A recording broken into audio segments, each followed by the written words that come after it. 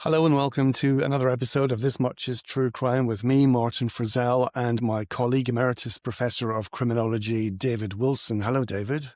Hi, Martin. How are you? I'm good, thank you. And we've got a very special guest today. We've got former Surrey senior detective Graham Hill, who last night was responsible for a great documentary on ITV all about Madeline McCann and the prime suspect. Good morning, Graham. Hello there.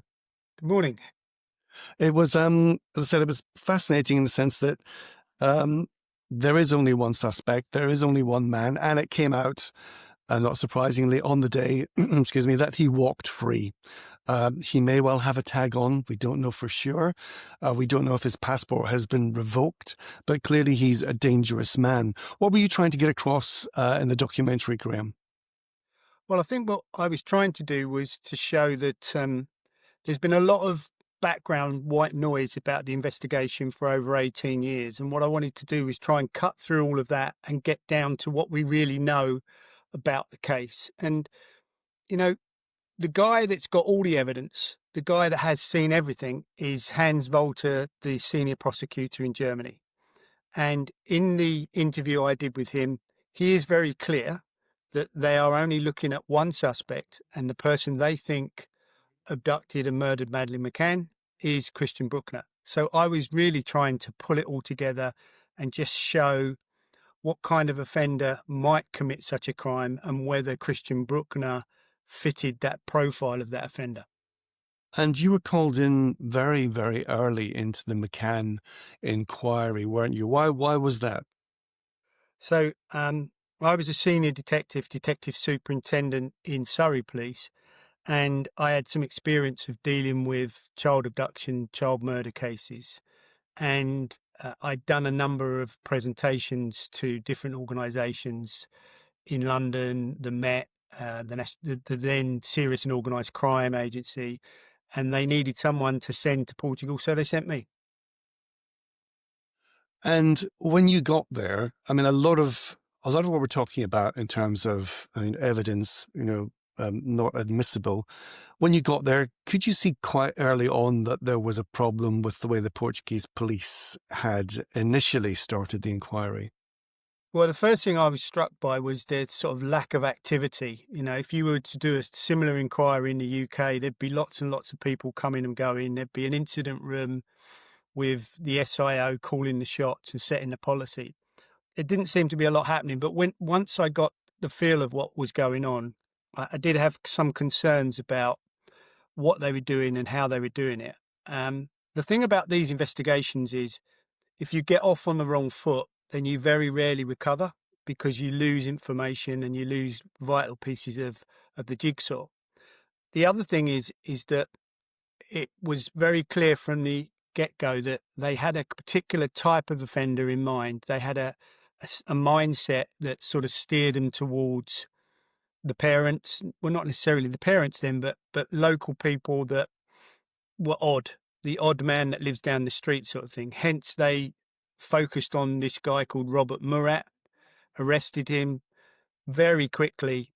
I mean, I monitored those interviews that they did with him, and very quickly it was clear he wasn't the man responsible. But they were under enormous pressure, so they were looking for things to do, but floundering a little bit. And I think if I may just firstly acknowledge that Graham is a friend of mine and that Graham and I have worked together. And but I was really keen, Graham, for you to do this documentary because people might not be aware just how experienced you are in working with predatory pedophiles who abduct children. I mean, it is a very niche area, and you happen to be one of the world's experts on that subject matter, are you not? Well, I'm one of the few people in the world that has done an in-depth study into men that abduct, sexually abuse and murder children. In fact, my PhD is in that exact topic. So it's a dark, murky world, but once you delve into it, it's a fascinating type of offender, and the criminology and the psychology that goes with it is very different to any other type of criminality. So yeah, I mean the short answer is that I'm one of the people that knows a little bit about this topic. And one of the things that again I was keen for the documentary to bring out is that you and I have spoken at length about a predatory paedophile who abducted children called Brian Field. And you're one of the few people in the entire world that managed to get Field to, well, you tell the story of getting Field convicted for abducting a child, a male child.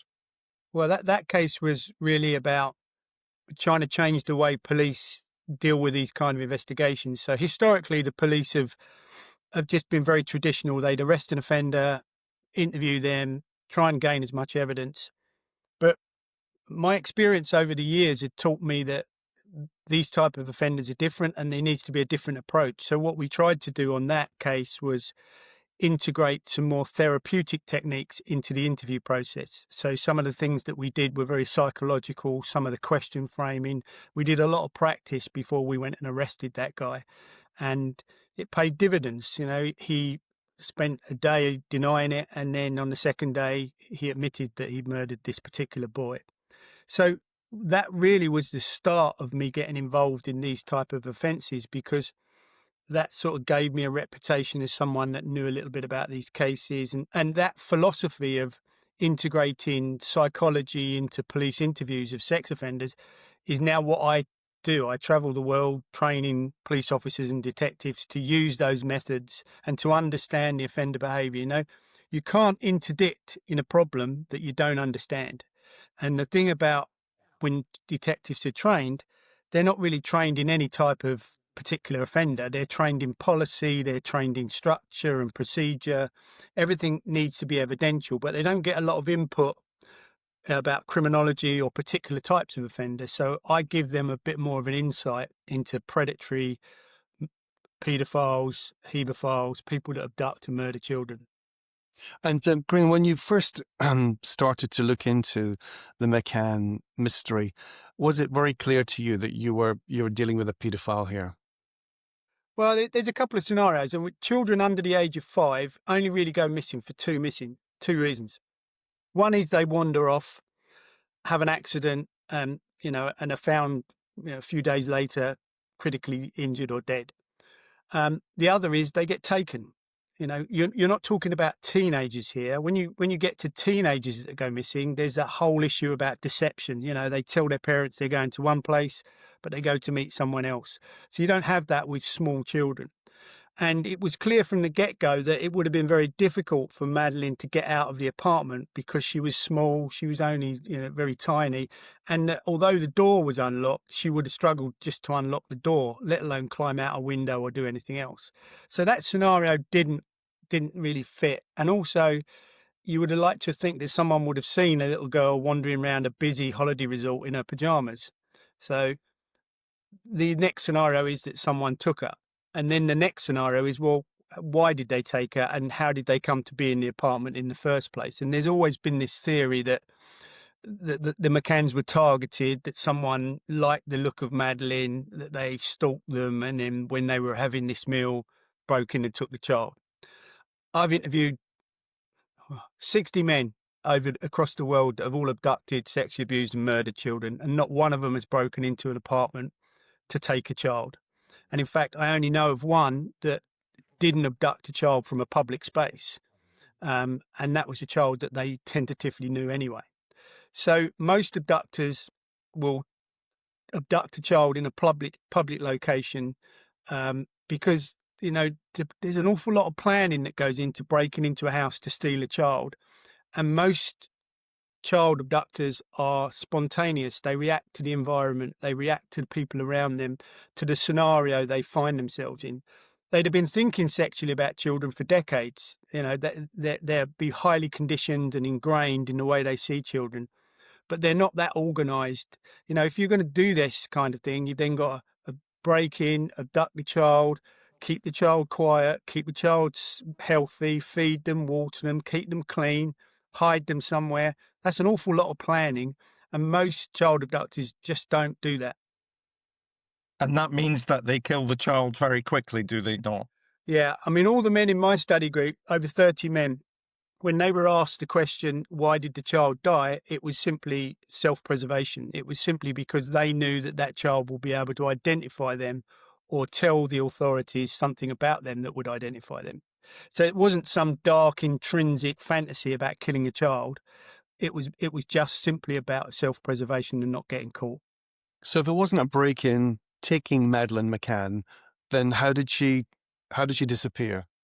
Well, my personal view is that Christian Brueckner is very criminally diverse. If you look at his background, he's breaking into apartments, he's stealing stuff, he's stealing from cars, stealing petrol, diesel, he's involved in fraud, drugs. When you get someone who's criminally diverse and then you get someone who's got a deep-seated, ingrained way of seeing children, someone who's highly conditioned from a very early age, which Christian Brueckner was, then you've got this type of offender that will do anything, anywhere, anytime. And so my personal feelings is that he broke into that apartment to steal, and that when he saw Maddie, he, on the spur of the moment, he took Madeline McCann.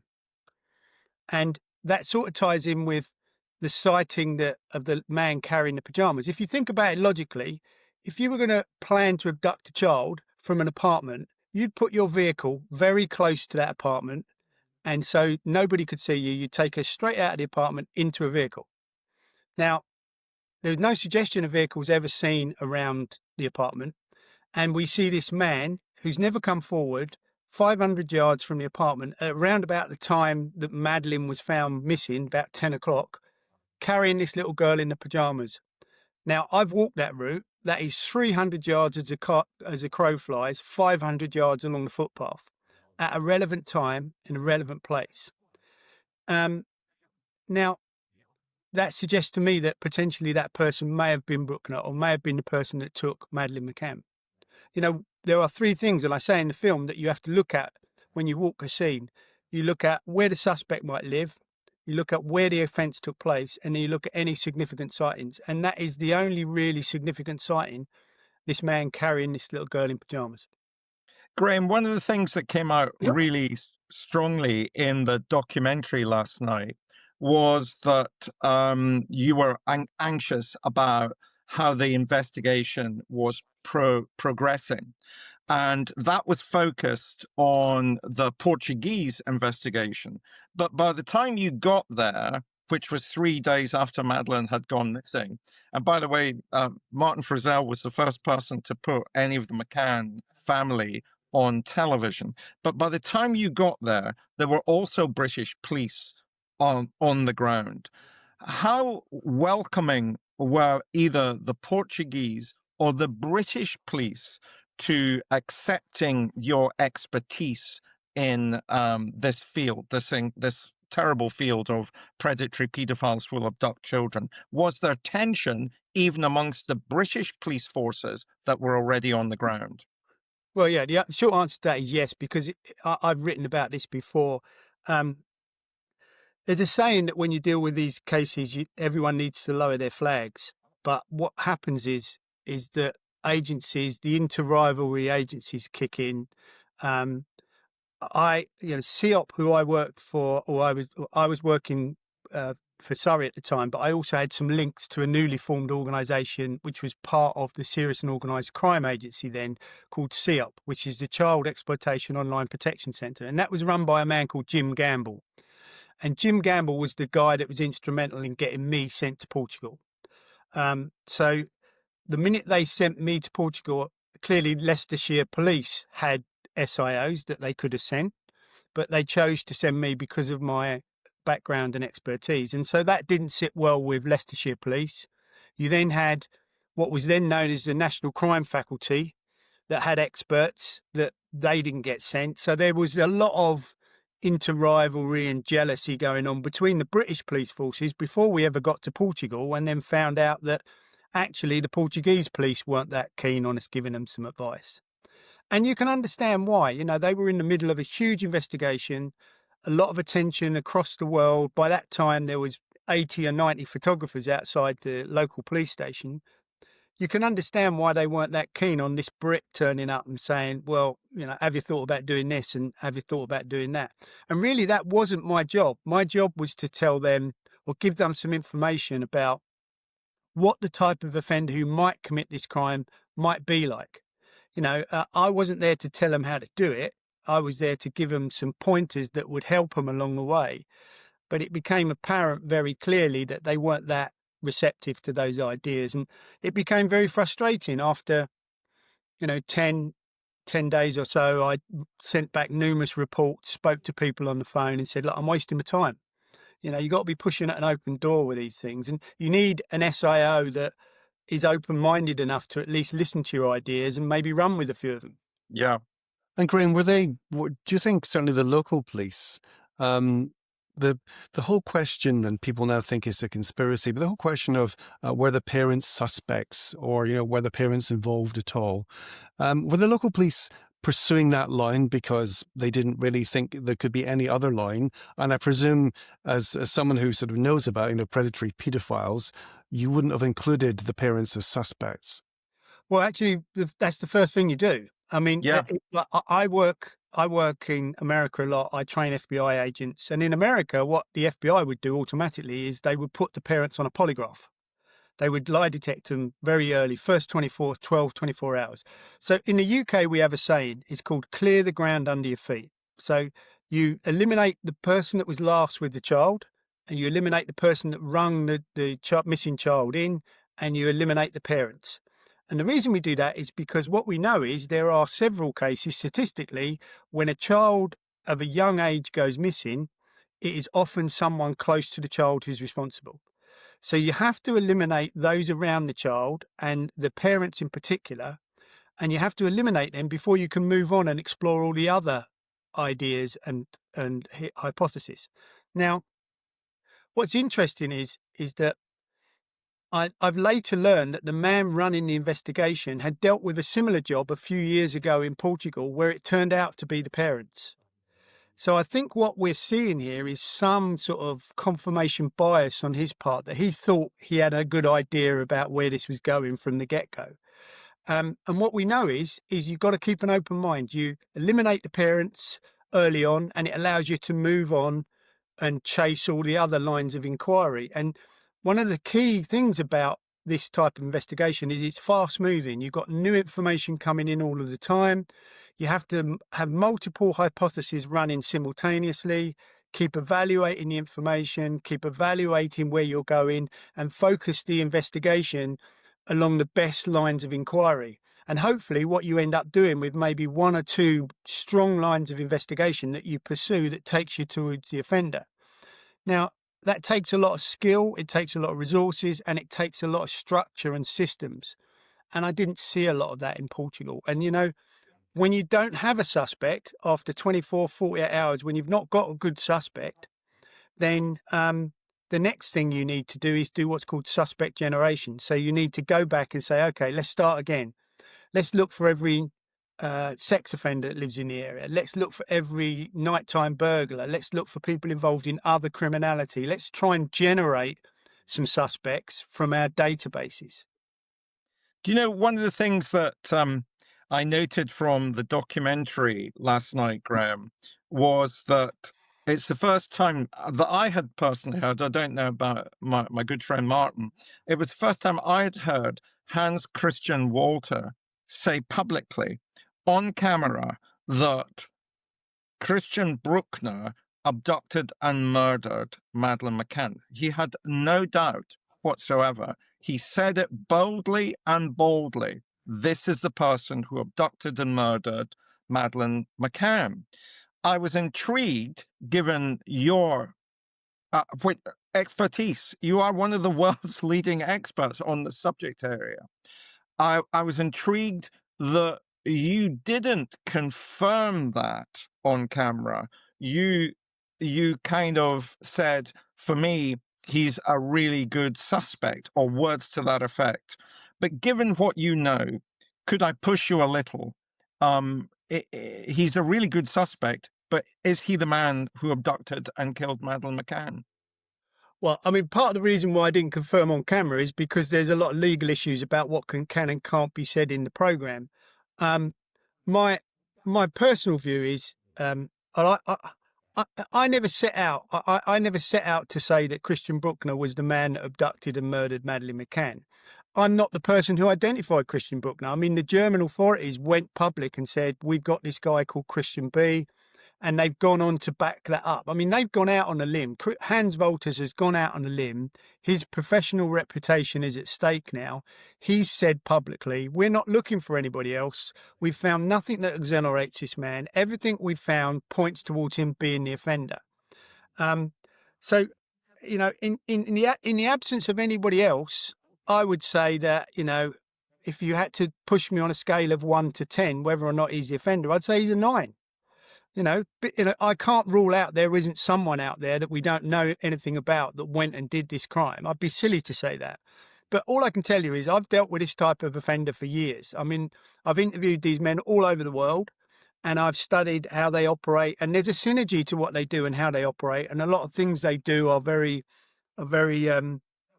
done for a particular reason.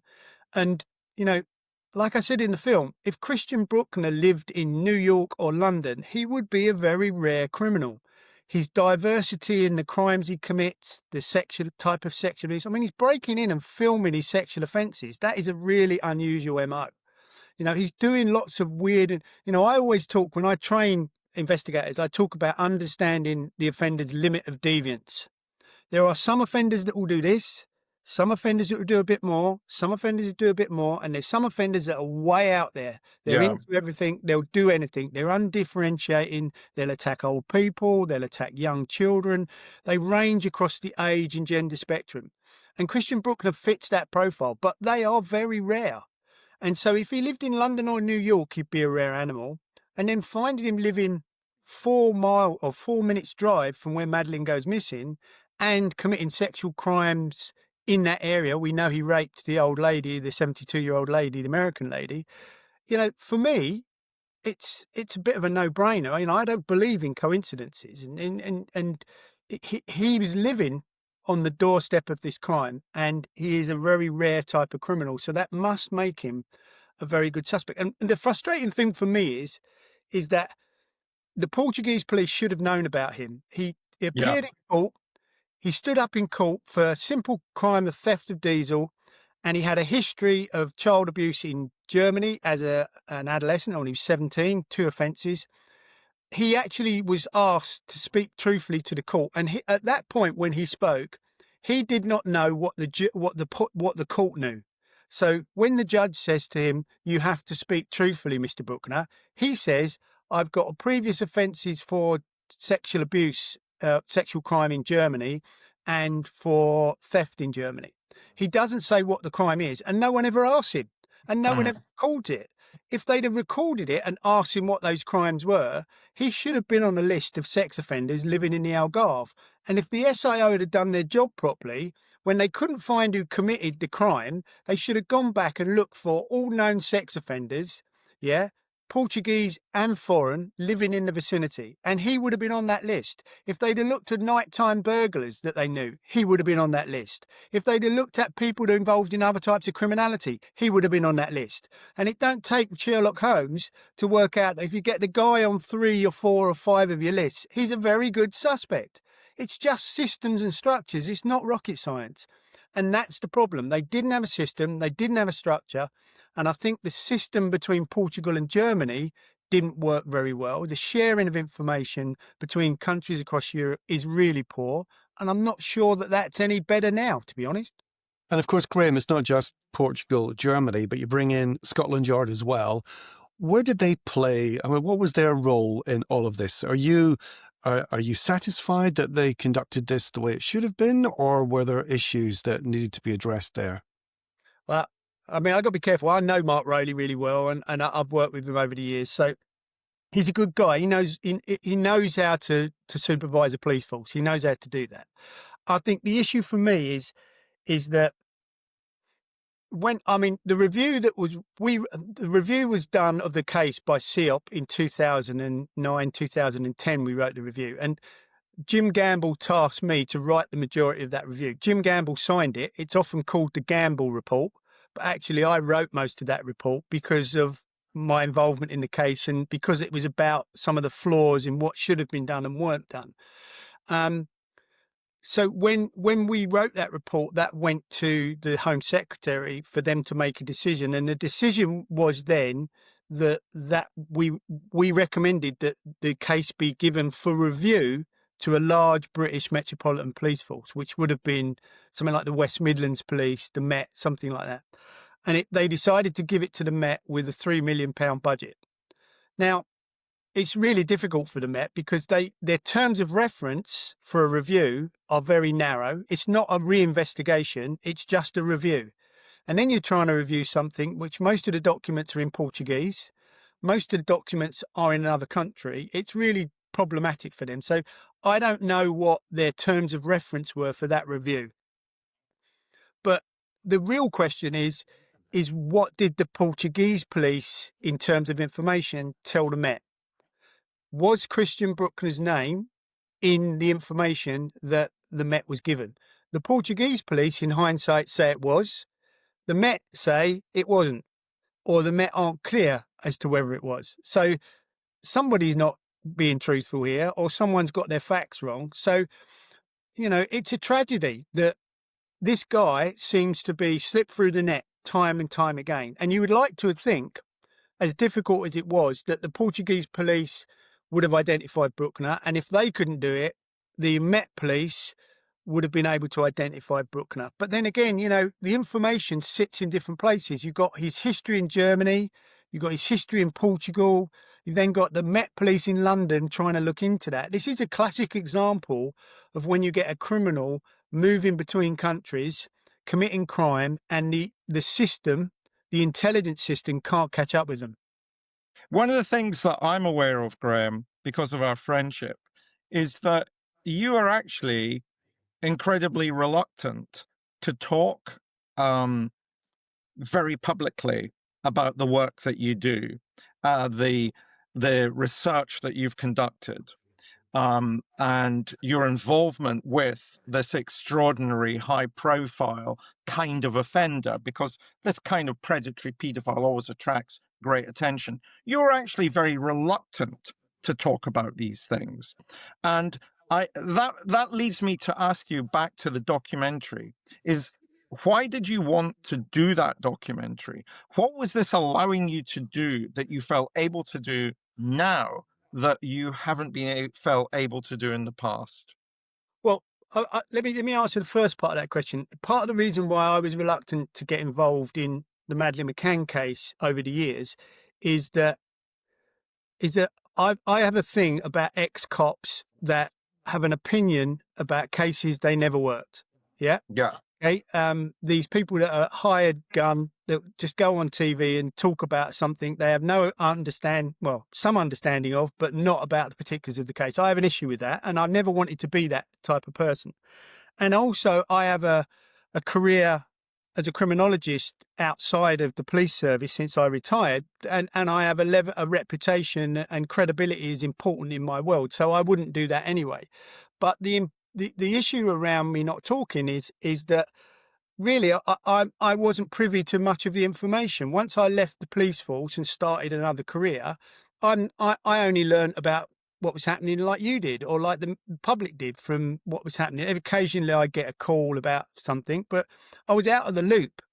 And slowly as Christian Brueckner became a suspect and they started to make documentaries and the most recent one that before my documentary last night was a one that that was done on Channel 4 or Channel 5, where it was a Sun reporter digging Channel up 4. Information. Channel 4, yeah.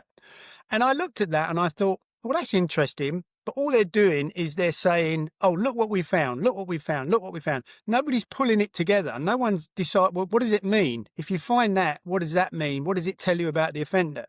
So I contacted some people in the media that I knew and said, maybe it's time, if he's going to get out, he might never be arrested again. He might never be charged. We're 18 years down the road. I keep getting asked to comment. I was asked to be in the Netflix documentary and I refused. So I said, maybe I'd be happy to do something that pulled it together and put a little bit more criminology around it, rather than this sensational stuff.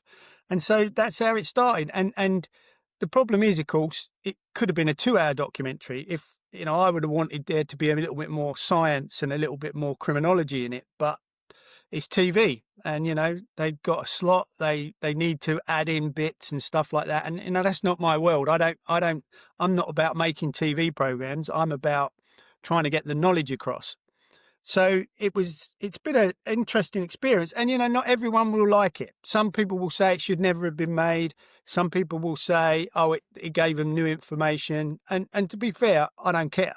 At the end of the day, I've given my views. I've said what I believe, and if some new information comes along that points towards someone else, then I'll quite happily eat humble pie. I would just like to see the person responsible for Madeline McCann's disappearance and what I believe to be murder to be caught. That's all I'm interested in.